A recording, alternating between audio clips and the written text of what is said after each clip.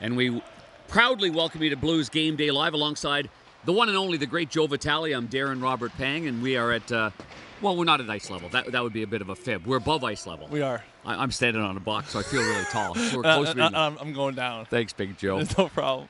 You look good today. Who dressed you? We look good. We did dress up together, didn't we? The half zips, yeah, the black. That's what we. That's slimming, what we call them. slimming color. It's not half zip. Half zip would be down here. Well, it's a quarter zip. Quarter zip. Sorry. Anyway, Joe. Okay. Let's stay with the program, All Joe. right, It's early we got on a big here, game, okay? huge game tonight. It is a huge game. Blues are moving in a good direction, I think. Yeah, I mean, scoring 4 goals in one period, getting David Perron on the board after being a healthy scratch. There's a lot of good things that we saw in that last game against Florida. I loved it. I thought the Shen and Schwartz line, the Perron line was exceptional in that third period. That's when the scoring exploded for me. Jaden Schwartz. Craig Berube called him the engine that runs this team, and I saw that in that first shift. I don't know if you recall that, but first shift D-zone face-off. He wins the puck in the D-zone, takes the length of the ice, draws a 4-minute penalty. Right in that moment, you knew that Jaden Schwartz was back at it. Well, there's no denying the record with and without Jaden Schwartz. I mean, they're a below 500 team without him. The goals for is only above 2 without him. It's about 3.5 with him.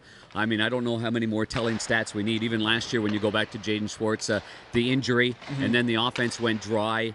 He just does so many little things, but he ignites it. I love being at ice level, and I'm going to get you at ice level pretty soon here, Joe. Okay. The ice level, the stops and starts, the fact that when he gets the puck, he doesn't look like he's a really fast skater, but he's a quick skater.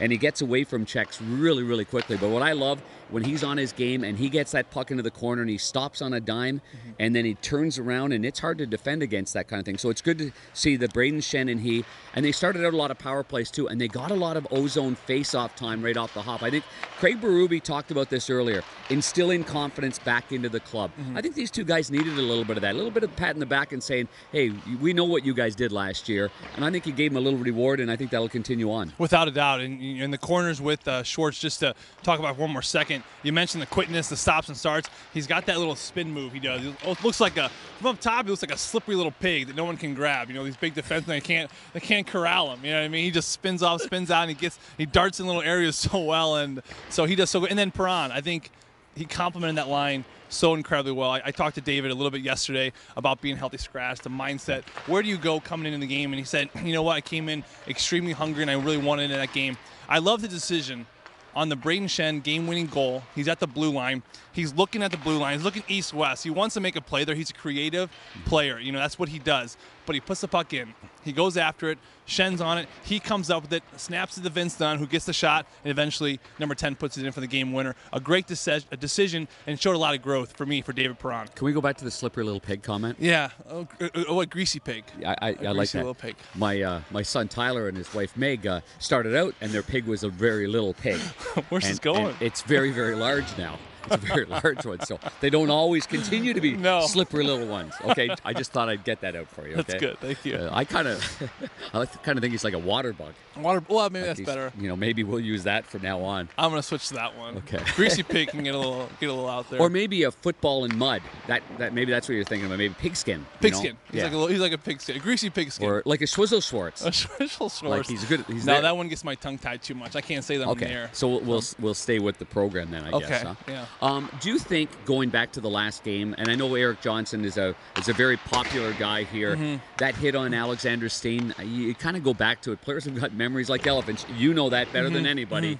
Think there's anything going on there? I don't know. I don't think anything. I would not. The good news is Steener's back at it. I would not anticipate anything tonight that would be a result of the hit we saw on Alexander Steen. I think when Steen hit McKinnon, I believe, at the blue line, takes the puck, turns it over, an incredible play. Yeah. I mean, it's just Steen-esque. He grabs it, goes down, great chance. He's kind of leaning down into a shot. You know, we all know Johnson's a big body. I don't think he followed through really high. I think he just came across it.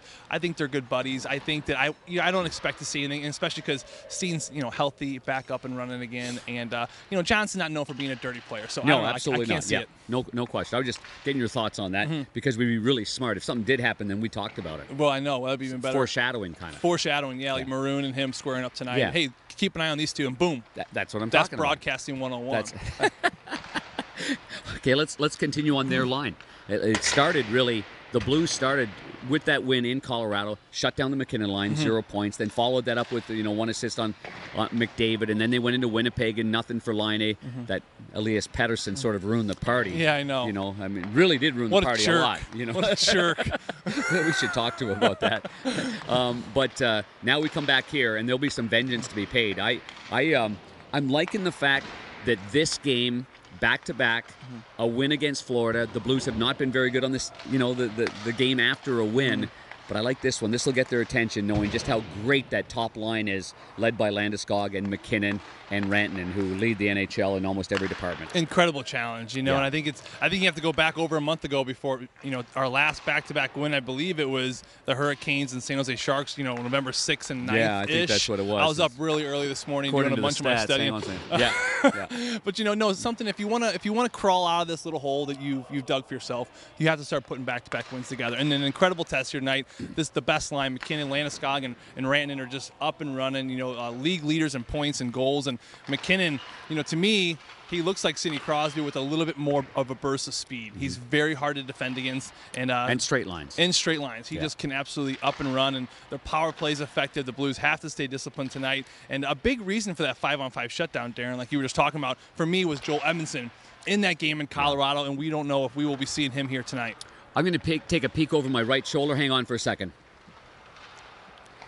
He's on the ice, and so is his good buddy Robbie Fabry. Yeah, that's great Both to see. on the ice, but we're not sure if we know Robbie's not going to be a player. The lines as of yesterday, I was actually not here, but you were covering for me. Steen, O'Reilly, and Tarasenko. Good quality two-way game there. A lot of veterans there. Schwartz, Shen, and Perron. We've covered that already here on Game Day Live. Maroon, Bozak, and Thomas. They're coming up and coming. Up and coming. They're really, bounce away. They're going to score a goal tonight. I totally agree with you. Just a matter of time there for that grouping, and then the fourth line stays the same with Nolan and Barbashev and Sundqvist. So getting back to the matchup game then, so Bouwmeester and Colton Parayko, they got some heavy minutes ahead of them, boy, going against them. I'm going to throw one thing as you're watching this game, foreshadowing, in doing my scouting report on Nathan McKinnon and watching video clips of the way he shoots the puck and why he's so dangerous. Keep your eye on how many times he's able to fire the puck on the rush between the defenseman's legs. It's amazing that he can find that space, which creates an incredible screen for the goalie. Very tough to pick up. So the defensemen of the Blues have got to front him. You can't give him time and space to enter the zone. Now, it's not just the defensemen, of course. The forwards have got to giddy up and go. Sure. That third man in the offensive zone better be high. I'm milling about smartly so that there's no odd man breaks. Absolutely. Third man high is going to be important. When you keep a third man high, it's great for the back check. It's great because you're going to have presence in the defensive zone. But the defensemen love it because if you have back pressure coming to the neutral zone, that improves their gap, which you just mentioned, taking time and space away, gaps everything against these players. And McKinnon's a player that you have to not necessarily play too tight on the rush. You have to almost give him a little little space because he will burn you wide. But in the D zone, when you're matched up against him, you got to take time, you got to take space away. Another thing, shooting between the legs, like you mentioned, a thing that he does very well. Tarasenko does it very well. You'll see him on the power play. Yep. It's like he looks like someone's going to front the shot, block shot, and he kind of pulls it in a little inch and shoots it. He looks for those little lanes. McKinnon does it very well too. Also, when he's winding it up and he's going wide, a lot of players struggle with this, but he does it better than anyone I've ever seen. When he's crossing over, he will release it mid-crossover. So a lot of players will cross over and then they'll set their feet and shoot it. And as a goaltender, that's very predictable. Yep, but when a player is still crossing over and then they have that release, it kind of catches goalies off guard sometimes. It's kind of unpredictable. It's very unpredictable, which is, one's predictable and one's unpredictable. I would imagine a goal scorer in this league who scores a lot of goals is probably unpredictable. I would think so too. So Joe, Jake's got his hands full. I think you're on top of your game. Like I said, I woke up early. I got some coffee in me. Yeah. Notes. And we're gonna need Jake on top of that crease, battling. I think that close win, the way that they won against Florida, I think it's going to give them some confidence. If they can get one here tonight, then a tough one on Sunday afternoon, 2 o'clock against the Calgary Flames. They don't give up in a hockey game. I mean, they've been behind. It could be 19-1, and they'll still climb back in the game. But you win tonight, and you get a little bit of inner confidence, and come on an afternoon tilt. I'm looking forward to that, buddy. And then you go to Western Canada, and then it's Christmas break, so we're ready to rock. Oh, man, some eggnog and stuff. It's going to be a good time of the year. I think we'll celebrate on the road, you and I. Let's do it. I think we'll be our first kind of Christmas together. It's on me this time. Sounds great. We'll go to IHOP.